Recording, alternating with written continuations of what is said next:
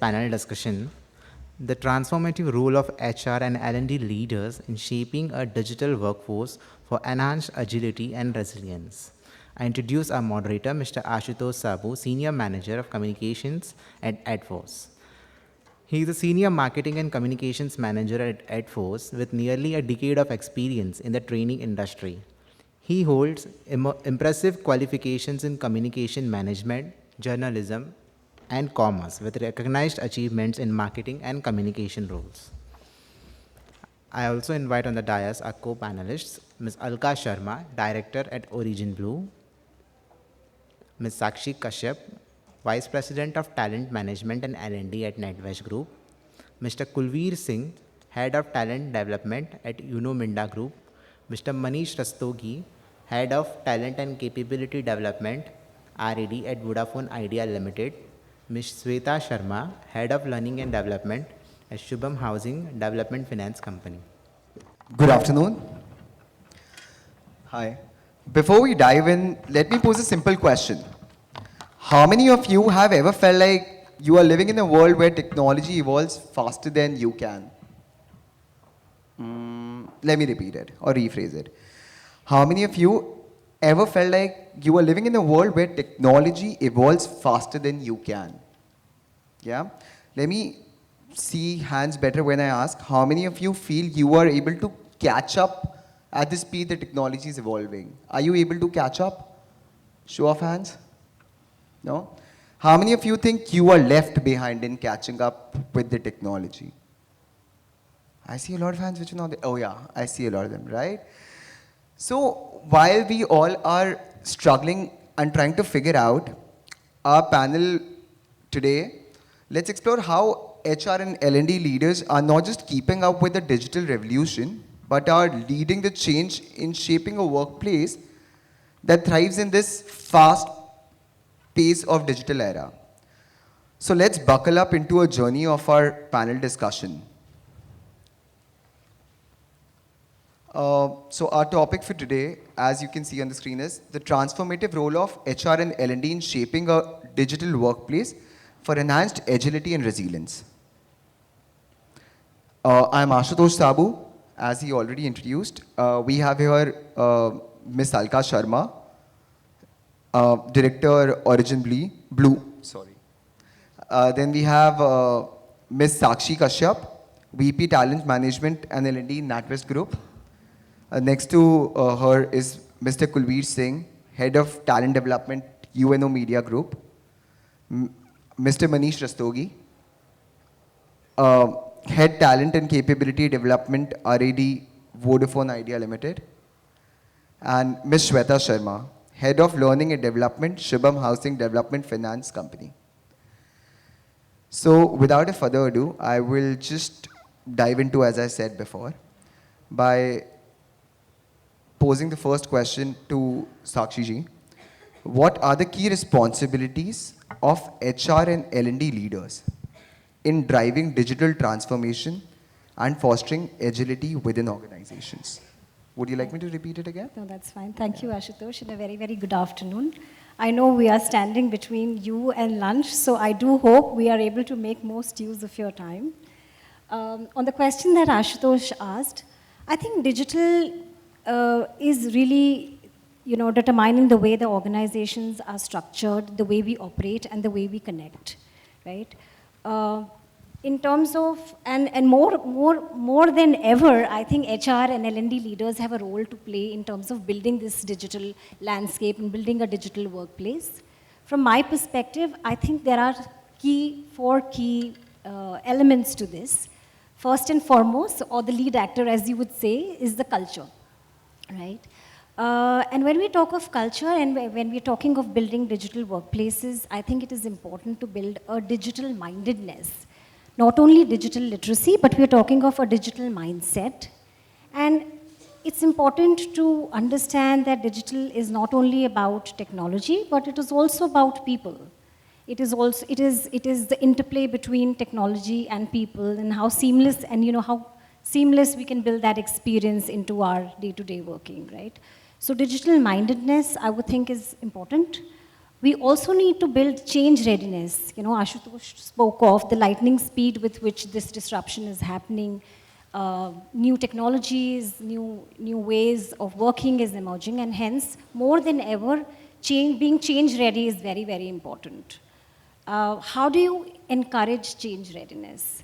At NatWest, we encourage change readiness through a lot of experimentation, by encouraging our colleagues to experiment, to innovate, to fail, to learn from those failures, right? They are not rebuked, they are not chastised for their failures.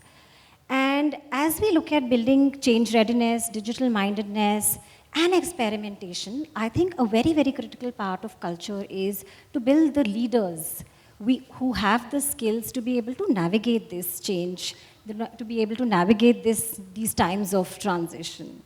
So that's around culture. I think second piece for me will be around investing in the right tools, the right technologies. So really picking the right use cases which help to build more advocacy, which help to build more buy-in for digital products, right? Because there is a resistance of employees. They don't want to change. But if we pick up the right use cases, I think it helps our case to build that digital organization. We should be looking at, and the intent of making anything digital is that it'll streamline or simplify or just make the user experience better, and I think the focus should be on that. The third, from my perspective, would be talent readiness, and I think a lot of our panel members spoke about it earlier. This will mean continuous learning, providing opportunities for learning, upskilling, reskilling. At NatWest, we do a lot of gigs. We also have a beautiful program called a reskilling program. In fact, last year we ran a reskilling program with about our 100 junior employees from operations. It was a 6-month program, and they got to really migrate onto roles, onto software engineer roles, right? So a 6-month program where you move from operations to technology. Programs like these will be important. I think organizations also have a large role to play to build that ecosystem in the society, in the marketplace, by partnering with industry, by partnering with academia, by partnering with NGOs to build out these digital skills. And last but not the least, I think it will be safeguards and the governance that HR will need to put in place. As we become more and more digital, it is important that we have the right frameworks, the governance around the data protection, the data ethics. It is important that we use technology in the right way to be building a more inclusive digital workplace rather than being rather than being exclusionist. It is also important as HR people that we have a fine balance between what technology can do for us and what human interaction can do for us, right? So a fine combination of high touch or a high tech. I think these primarily would be from my end, Ashutosh, the role that HR can play in creating the digital workplace. Thank you. Certainly. Yeah, you would like sure. to add. Hi, this is Kulveer. So before we move forward, Sakshi, you very well explained like what all role HR leaders or L&D leaders can play, especially a transformative role we can play in having the digitization or kind of mindset in the organization. One thing which is very, very important is the ability to see what is going to be there in this world. For example, we were re-hashtagging our leadership competencies, and one of the competencies which we had to bring is digital savviness this time. Though our competency mapping was done hardly 4 years ago, but we never thought of like top leaders even, they will have to go through it. One. Second, one of the competencies was like cognitive load management competency for middle management, which was never heard by me in my entire career of 24 years. So ability to see the future and knowing the context of your organization should be there with HR leaders and L&D leaders. Thank you. Oh, that was really nice, Sakshi. So basically, you summed it up quite well in a few words, I think. And as you added, I would like to ask you the next question. How can HR and L&D leaders collaborate effectively with other departments to ensure a seamless transition to a digital workplace which we are talking about? A very nice question. I want to go one step back here, like how to collaborate, but before that, HR and L&D people will have to demonstrate like it's possible, and it's possible first of all in HR. I want to give some small examples. One, 5 years ago when I joined a new organization, I found there were tons of stationery in the name of feedback forms, attendance sheets, and many other course material booklets available. And lot many cupboards were filled. So I asked my manager that I don't want to see all these papers, and you have got 2 years of time, I want this cupboard empty. And since then, we started digitizing each and everything in L&D, and more than around 90 kg of feedback forms and all we threw, and everything was digitized. And today, we are paperless L&D organization in our organization. Then we started talking to manufacturing people, R&D people, marketing people, like why so much of a stationery is required. I know one of the top executive, he was always carrying around 4.5 to 5 kg of bag, and he was having cervical and spondylitis. I said, sir, it can be replaced by 447 grams. He said, how? By iPad. But iPad, I can't access all these kind of reports I'm carrying. Exactly, you can carry much more than this, and you can weigh lesser, around 4.5 kg what you're weighing. It was very hard to convince him. He got convinced, and after a year said, Kulveer, now I'm having lesser cervical pain now. You know, so anybody who is sitting here in this audience can never realize that digitization can reduce cervical pain also. Okay, so one step back. First, you have to demonstrate as L&D or HR people that it's possible, so that your credibility enhances. Then comes the question of collaboration, and it's not very tough. You just have to show people what's in it for them.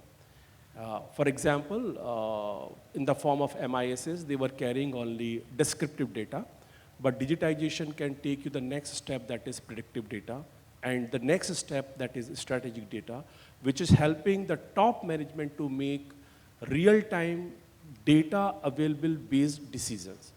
And what we convince then manufacturing people, our manufacturing heads, that if we join head with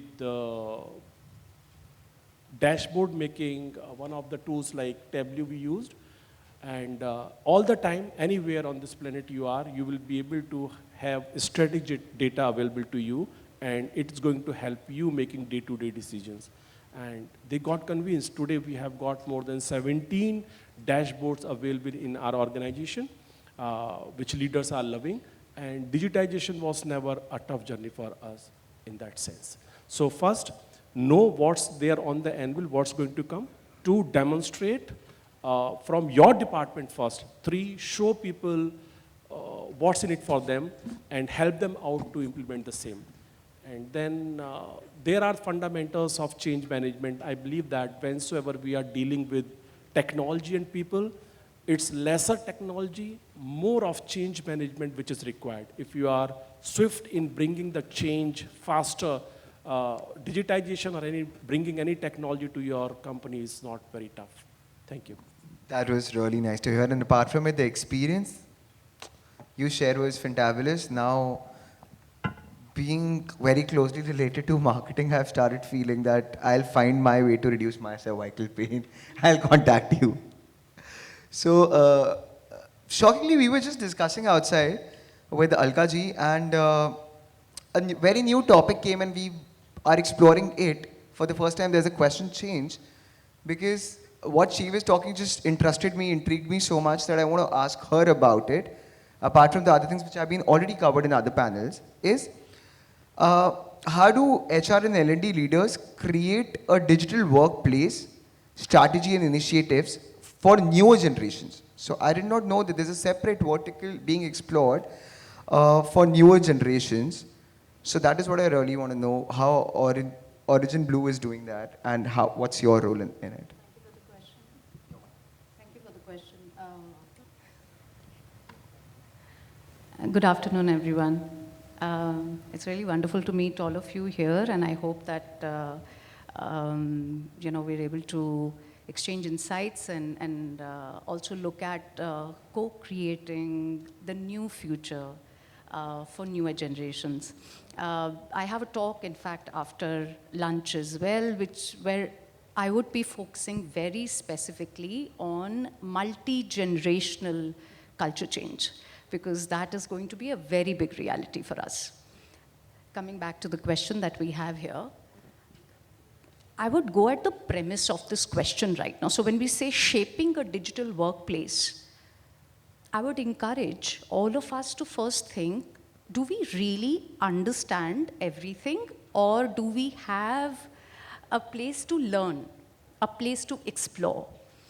So when we look at the newer generations which are coming in, when we look at the new possibilities for learning, for engagement, to ensure that they're able to understand and become future leaders, to train them, to create leadership journeys, to incorporate coaching, in their growth. Because at the end of the day, Gen Zs of today internally would be selling to Gen Zs outside in terms of audiences. That's how the culture really delivers on the promise of the business. So your engagement with newer generations internally are actually teaching you how to engage with customers outside. It's a business problem. It's not even an HR problem. It's not a L&D problem. However, it's a great opportunity. And if we open up our minds to reinvent the digital workspace, use simple values like curiosity. Can I be curious about what is the conditioning of the newer minds? Can I be curious about simplifying things and making them the guru rather than coming from a place of we know what is best? Can we come from a point of view where they can take the leadership and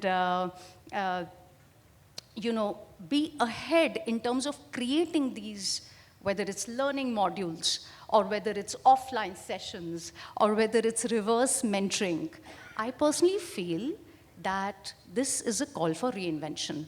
This is a call for us to put aside what we have been doing till date and try to think what is going to work for the next 10 years, 20 years as newer generations come in, where they're smarter in many ways, where their consumption is very different in many ways, and where perhaps the expectations they have from organizations are going to be very different. So that is what I wanted to share with the group here. Of course, micro-learning is coming up as a new buzzword. Reverse mentoring, like I mentioned, is coming up as a buzzword, something that one of my co-panelists, Sakshi, talked about here. Governance is going to be very important. So when we talk about UGC content, for example, let's be very democratic about this and let's give it out to the newer employees.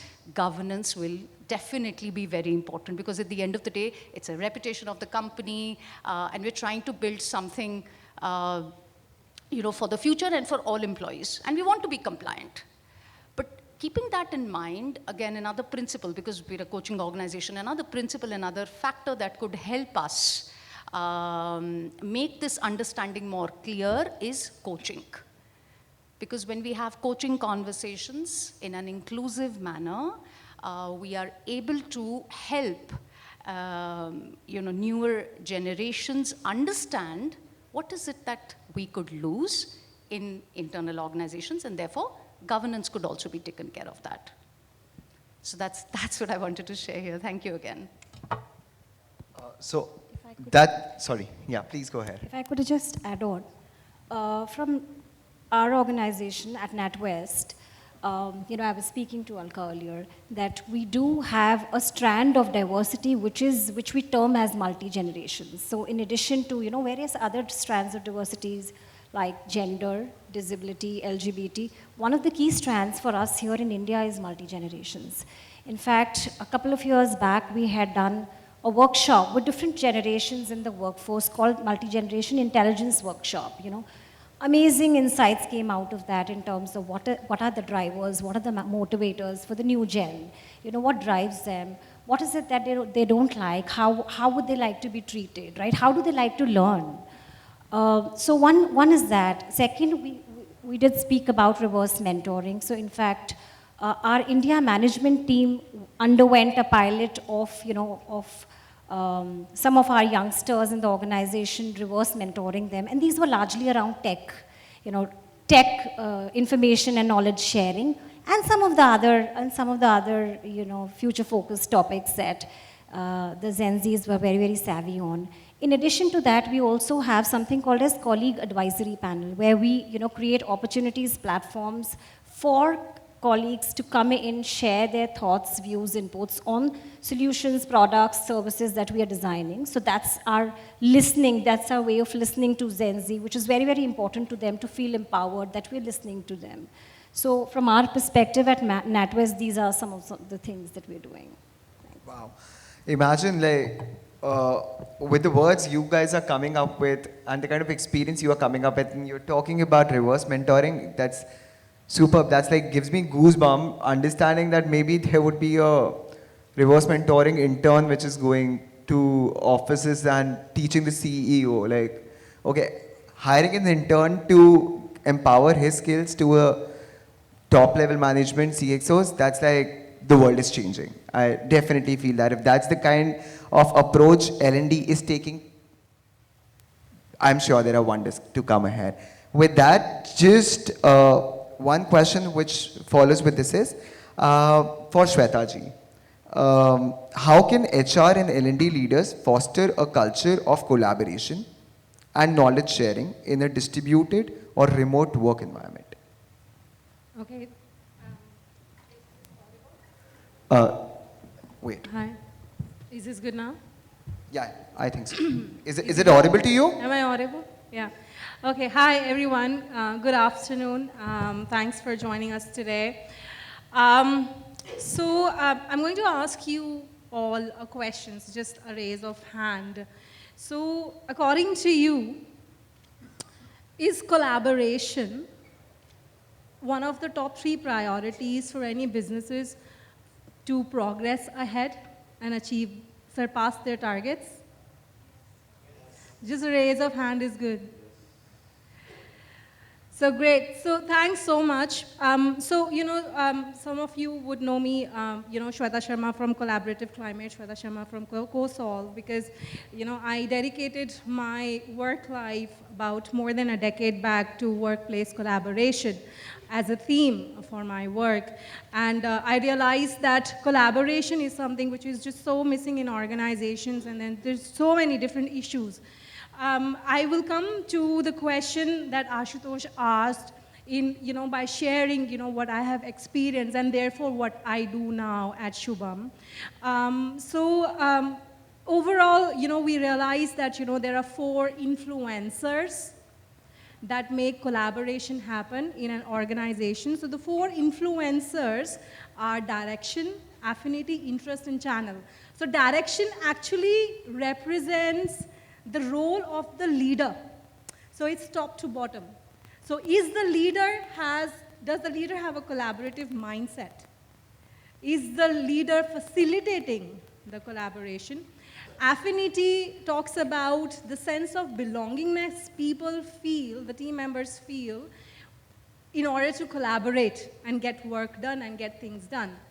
Interest, of the DAIC model, talks about the interest of an individual to collaborate. So the difference between the two is that maybe I would love to have lunch with you guys. I have a lot of affinity and sense of belongingness for my team, but my interest to collaborate, it's not really there. I am not very interested to collaborate, maybe, for whatever, X number of reasons. And then C, the 4th influencer, is the channel. Channel talks about the platforms, the technology, the networking, the platforms people use to collaborate. So we used to, about a decade back, we used to run a survey in organizations to understand that where are the teams good at collaboration Is it the D factor? Is it the I factor? Is it the C factor? And where are the teams where they're fizzling out on collaboration? And in multiple companies, we ran the survey, and then we realized that, it's the direction which is actually the most important influencer to make collaboration happen in organizations. So, because it's top bottom. So if the leader is collaborative in mindset and wants to get things done collaboratively, the teams will surpass their goals. Otherwise, sit back, relax, let the company fall down, wait for the time. What do you do, right? So, so taking my learnings from there, then what we now do at Shubham, and your question is, how leaders can drive even the remote workforce. What we do is, we facilitate a lot of knowledge sharing sessions, and we do a lot of best practice sharing. We actually make in-house videos where, we've conducted role plays, so for example, Manish would play a role, and then I would play a role, and then Sakshi would play a role, and then we actually make in-house role play videos, which is to actually bring people together and sensitize them on different themes. So, because we sit at HO in Gurgaon, in Shubham, in Udyog Vihar, but we have branches all over India. We have close to 160 branches with close to 4,000 members. Now, how do you get to the ground to them? So we begin with the leaders. We do a lot of best practice sharing. There's one of the sessions is called as Manthan. So where, we invite cross-functional regional leaders. And we have 4 pillars of the organization, which is the sales, the credit, and the legal, and the technical team. And we invite them, and we make them thrash out the challenges they have with each other, why they're not able to achieve their goals. And that Manthan activity kind of inspires them to at least come up and talk about it. So we've taken the leader, and then we've facilitated the channel. And then it's now who is the facilitator, how do you ask the right set of questions, and if the moment is heating up a little too much because they're all blaming each other, you did not support me, etc. Then how do you help them tone down? So so it's a lot of sensitization we do with the leaders to talk about the issues that matter and talk about them in the right way, because collaboration is just so much of a lifestyle. It's just so much of a mindset. Do you value collaboration? Do you see that how collaboration can increase the pie of the apple? So if you can do that, and that's how we do, we facilitate this, and we have best practice sharing, monthly best practice sharing sessions actually, with all these cross-functional teams.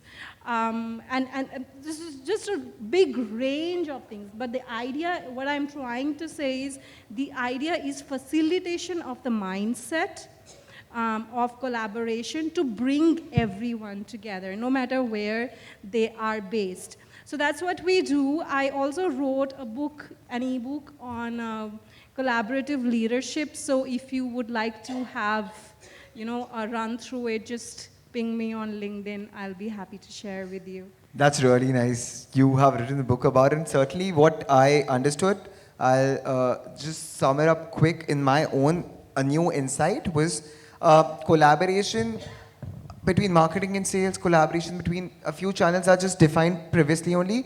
But now there can be also thought leadership to figure out and explore different collaborations. Say, for example, 2 teams which are failing in different cities getting together and trying to figure out what can work and what can happen new. That's so basically in building a thought of collaboration is what I think really sounds cool to me. I really have someone who has dived into the thought and seems pretty ready. And please be patient because I'm sure there are great insights coming from Manish Rastogi from Vodafone. Um, I would like to ask you a question to you. How can HR and L&D leaders balance the use of technology with human-centric approaches to employee engagement and development? Sure. Good afternoon and thank you, Ashutosh. English is fine. Hindi बढ़िया English.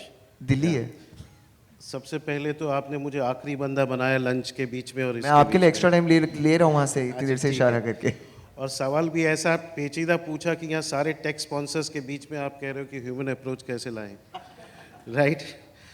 सो सबसे आसान तरीका, easy answer है, fire your L&D head, get an assistant manager learning development, hire one of them, get those 30,000 courses and start running. Easy answer, right? But yeah, but that was on the lighter note. Yes, when I talk about the technology, we've come a long way. Abhi pehle from the classroom trainings to e-learnings, these days we are talking about bite-sized micro-learning, learning on the go, gamification, YouTube, TED, LXPs, augmented reality, virtual reality, metaverse, and not, I seriously don't know, right? In fact, I think with this tech, we have a problem of plenty. And every other content company is coming and saying, we have 30,000 courses, 40,000 courses, sourced from the best of the Ivy Leagues. Abhi last 2 lecture pehle bola tha. Sourced from the Ivy Leagues of the world. And a lot of my friends come and tell me, yeah, our job is getting over. In fact, it is getting enricher with this technology coming in. You know, we are armed with ammunition which we have never been before, and tech is good, specifically when organization is large, geographically spread, you know, and you need to cover a large number of people, or you want to source from the best of the best. Yes. Now, in the days of, when we are talking about artificial intelligence, generative AI, you know, of course, it is good. It can process large amount of data. It can identify patterns. It can automate routine tasks. And there have been talks about AI in learning and development, right? But we need to understand that there are still certain things which AI cannot do as of now, right? Number one, human judgment and decision making. Number two, again, human creativity and innovation. Third, emotional intelligence and empathy. I'll give you examples. Right, when I talk about judgment and decision making, I faced the issue that there was a department which was functioning without a head of department. For 7 months, the senior most person was made the head of, made the acting HOD. Then we hired somebody from outside. Abhi 9 mahine beetne ke baad, this new HOD is riddled with a problem. He comes to me, he says, my team does not listen to me. They continue listening and showing loyalty towards the earlier acting HOD. And they don't know that I am their boss. And I've been, you know, I need a team building workshop. I said, fair enough, we will do that.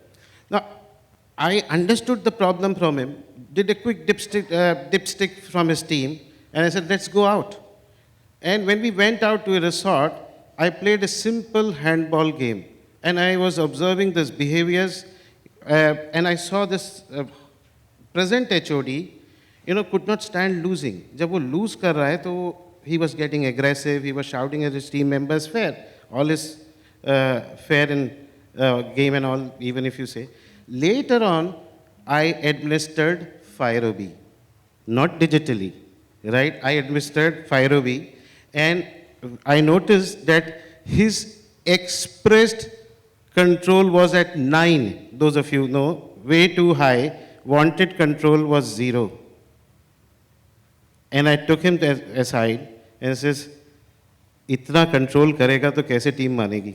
छोड़ दे उसको ढीला. बिल्कुल छोड़ दो. मत पूछो क्या कर रहे हो, कब कर रहे हो, कितनी deadline, कब हुआ, नहीं हुआ, कितना हुआ, छोड़ दो. बस. Start trusting and the team would be yours. Right? I quoted behaviors from the game and from my dipstick which I did with the team. He broke down profusely. And later on, the same guy went on to win the Chairman's Award, Mr. Kumar Mangalam's Billa's Award, 1 year down the line, and first call he made was to me. Right? I don't know how tech would have solved it. We did give courses to him after that, how to lead without control, exercising control. Right? Second thing is creativity and innovation, which I'm talking about. Now, creativity, so I was part of a large company which was getting merged with another large company, और हमारे पास जो challenge था वो culture amalgamation का था. So we brainstormed, the L&D heads, regional heads and all that, and there was 4 solutions shortlisted. I have affinity towards theater. I gave my theatrical idea, which incidentally got selected. All five of us again went back, designed the script back and forth, and then once the script was finalized, we launched it for senior management. Now, the idea was to break the cultural and ego boundaries, and the theme was such that we had to take them to child state and make them act like funny characters. Now, when we were talking about vice president, senior vice president, CEO, we made them act like monkey, mad and wild elephant, dog, politician, and so on and so forth, and all after a day's workshop, hierarchical and other boundaries were broken, and it made all the difference. Don't know how tech would have done it. समझूंगा अभी बाहर जाके tech वालों से, right? So last year we were facing a lot of posh problems. Now when we again did a dipstick, some कुछ लगा कि it is because of lack of awareness, and some appeared to be because of intention. But जो heavy cases थे, they were dealt differently. Again, for this, we scripted a theater, belted out the plays all across, and using the same comments which people had made, right? So next, I would talk about EI and empathy. So I was a couple of decades back, I was a car salesman in Gulf. In walked the German national who gave me a card that he's new here and he's the CEO of the largest gas company there. He wanted a Land Cruiser, and he says, I'm in the transition, I'll come back with my family and buy it after 15 days. Month passed, few phone calls. He comes back with his wife and 2 teenage daughters to buy the car. He says, keep it ready. I kept it ready. I asked him, how do you want to buy? Cash, finance. He says, cash. I said, very good, done deal. So, जाओ और पैसे जमा करा दो. 42 lakhs Land Cruiser, which costs 1.5 crores here. And then he says, पैसे तो नहीं है मेरे पास. I was surprised. I said, कितने? 10% कम दे दो, 20% कम दे दो. बाकी बाद में दे देना. बोला नहीं है. I said, कितना है? 50% है. बोला नहीं है. मैंने कहा कितना है? 30 है, 40 है, कितना है? 20 है. कहता नहीं है. 10% है. बाकी टेस्ट ड्राइव पे देता हूँ तुमको गाड़ी. बोला नहीं है. कितना है अभी? पैसे वैसे निकाले, वो 2-4-5 हज़ार रुपये निकले. 42 लाख की गाड़ी थी. तो मैंने कहा नहीं दे सकता गाड़ी. Just 2 minutes. नहीं दे सकता because I am also an employ. Gate pass ही नहीं बनेगा आपका. He had tears in his eyes. His wife had tears. Wife ने हाथ रखा उस husband पे. कुछ जर्मन में बोला, ऐसे ही बोला, it's okay honey. So they got up. He said, I'm sorry to have wasted time. I'll come back when I'll have money. I said, wait. I skipped all the levels, went straight to the sales director. बोला गाड़ी चाहिए, ऐसे चाहिए. बोला कैसे दोगे? मैंने कहा टेस्ट ड्राइव पे दे दो इसको, गाड़ी दो. तो उसने बोला अगर एक्सीडेंट हो गया तो I said insured number plate पे टेस्ट ड्राइव पे देंगे. तो अब my director looked at me. अगर एक्सीडेंट हो गया, उसने गाड़ी छोड़ दी ना, 8-10 साल तुम इंडिया नहीं जा पाओगे. मैंने कहा डन है, साइन करो. उसने साइन करा और मैंने उसको कहा नहीं, गाड़ी तो आप ही देंगे, उधर भी संभालना था ना. तो फिर कस्टमर को डायरेक्टर के कमरे में लाया, गाड़ी दी. उनकी आंखों में दोबारा आंसू थे, ये खुशी के थे. और उसके बाद 1 साल में उसने मुझे 17 ऑर्डर्स दिए. जर्मन एम्बेसी और अपनी कंपनी में जो भी आता था वो सिर्फ मेरे पास आता था. राइट? आई डोंट नो, टेक होती तो वो कहती अच्छा पैसे हैं, नहीं है, इतना करो, ऐसे करो, मत दो थोड़ा. Right? So last 30 seconds. Technology, yes, with human potential is a lethal combo. It's a tool, but stand alone नहीं होगा. हम ये कॉन्फ्रेंस भी इन पर्सन कर रहे हैं. स्कूल्स कॉलेजेस वापस खुल गए हैं. It's back to office now. सिर्फ इतना कहूँगा कि इश्क का जो मज़ा है मतलब इश्क हो जाए, वो फिर भले ही उसके बाद व्हाट्सएप पे वीडियो कॉल कर लीजिए, लेकिन फिर भी वो मीटिंग नहीं मैच कर पाएगी। मतलब जो नशा मोहब्बत की मुलाकातों में है, वो अपने प्रेमी से गले मिलने में है, वो टिंडर पे थोड़ी आएगा स्वाइप करके। तो ठीक उसी तरह जो मजा क्लासरूम और आउटबाउंड वर्कशॉप्स में है, वो क्या ऐप पे देखेंगे?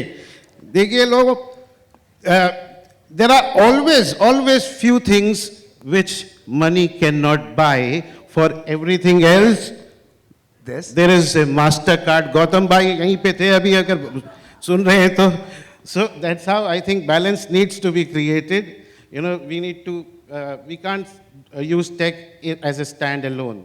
And human plus tech, of course, it becomes a lethal combination. That's how I think I would sum it up. Thank you so much. So, as you said, I come from edForce, so I'll just tell you, good slogan. I'll use it in my marketing creative someday, that for everything that L&D professionals can do, but for everything else, there's edForce. So I'll say certainly use it. So really nice, crazy inputs. I understand everyone's waiting for lunch. I'll just like to acknowledge, आप लोगों ने बहुत अच्छे points share किए. Sakshi ji, building leaders to navigate change, making experience better of people. That was really nice.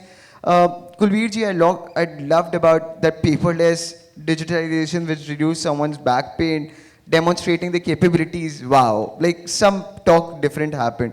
Alka ji, creativity, leadership juices flowing from the bottom to the top, reverse mentoring, some thought-provoking inputs, I'll say.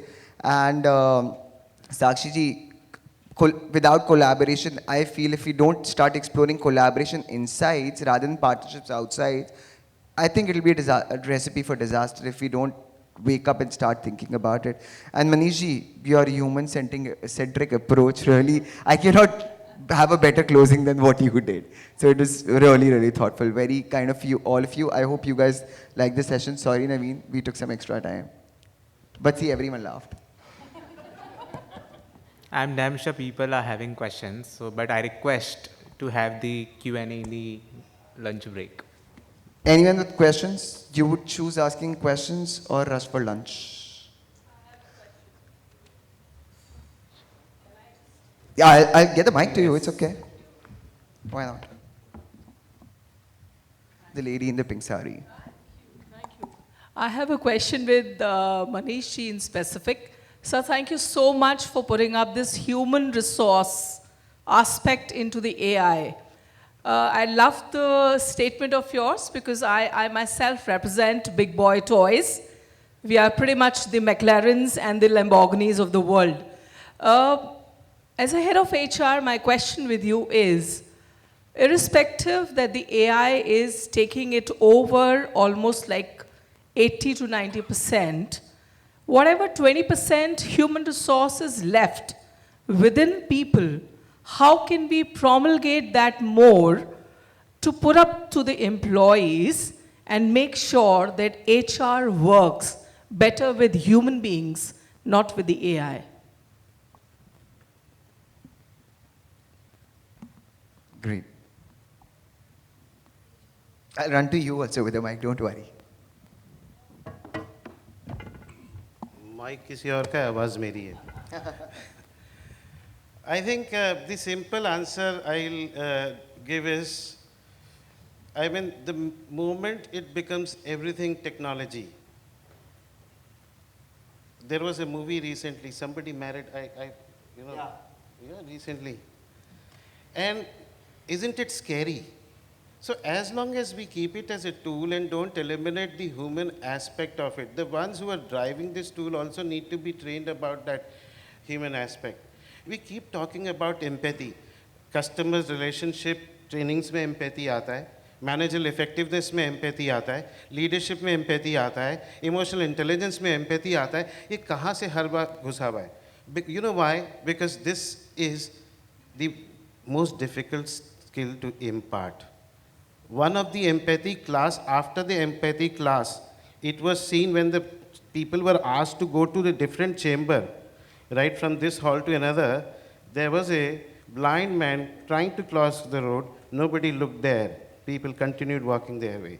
It's a difficult skill to impart. So we need to keep talking about it. We need to keep sensitizing people on this. So otherwise, it would be a very, very dry place of work where you will have just attritions and rehirings, attritions, rehiring, and this would continue going on. No emotional bonding and connectedness with the organization. I think we need to constantly keep this in mind. I hope that I've answered your question. Thank you. Thank you, Naveen, for allowing us some extra. Thanks a lot to the panel members and moderator for sharing your insights and experiences. To do the honors, I would like to invite Mr. Gaurav Mathur, Vice President of Learning and Development at Anirudh Property Consultants Private Limited.